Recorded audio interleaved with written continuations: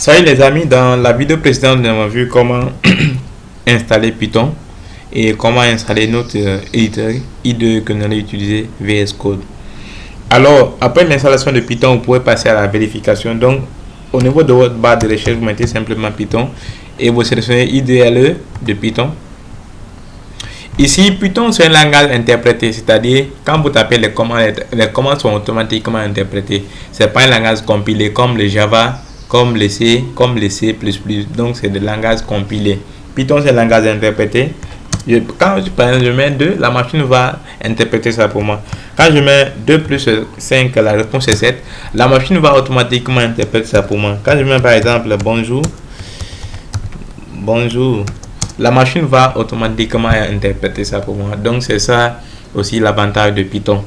Donc, Python, vous allez voir que votre fichier Python ou votre code Python, les fichiers ne pèsent pas. Par exemple, comme Java où il y a beaucoup de fichiers qui est généré, Python, c'est pas, n'est-ce pas, le cas. Alors, l'inconvénient, n'est-ce pas, d'utiliser l'interpréteur Python, c'est quoi? Lorsque vous fermez cette fenêtre, toutes les commandes que vous avez tapées, ces commandes disparaissent. Alors, nous allons faire un truc.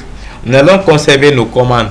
Alors, pour conserver, qu'est-ce qu'on doit faire? On va créer un fichier et dans ce fichier, on va ajouter tous les scripts que nous voulons ou le code de notre programme. Alors, pour être organisé dans le travail, je vais créer un dossier sur mon bureau nommé les bails de Python. Les bails de Python. Et c'est dans ce répertoire que je vais venir doser tous les scripts que nous allons taper. Alors, vous pouvez utiliser l'IDE de Python, ça va marcher. Je mets par exemple Python, j'ouvre son IDE et vous pouvez venir dans File, New File. Et là, vous pouvez enregistrer, donc File, Save. Je vais choisir mon répertoire, c'est tout sur le bureau, les bails de Python.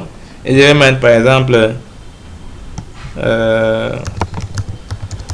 fonction d'impression.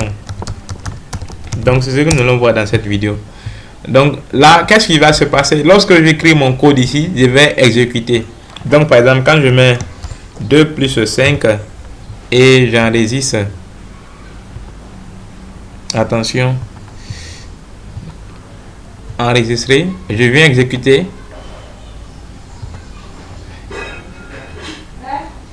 Attention, ok. Donc cette fois-ci, vous voyez maintenant que le résultat ne s'affiche pas.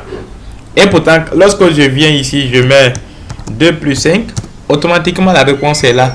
Et si je viens taper les mêmes choses ici, 2 plus 5, et vous allez vous étonner pour me dire pourquoi ça ne marche pas.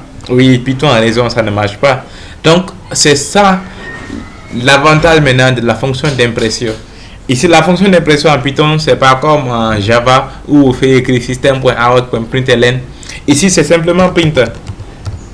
Et en parenthèse, vous mettez, n'est-ce pas, le message à afficher. Donc, j'enregistre ça. Et vous allez voir, quand je vais exécuter, cette fois-ci, maintenant, j'ai mon résultat 7. Donc, c'est cette fonction que nous allons utiliser. Cette fonction va permettre à vos utilisateurs, n'est-ce pas, d'interagir avec votre système.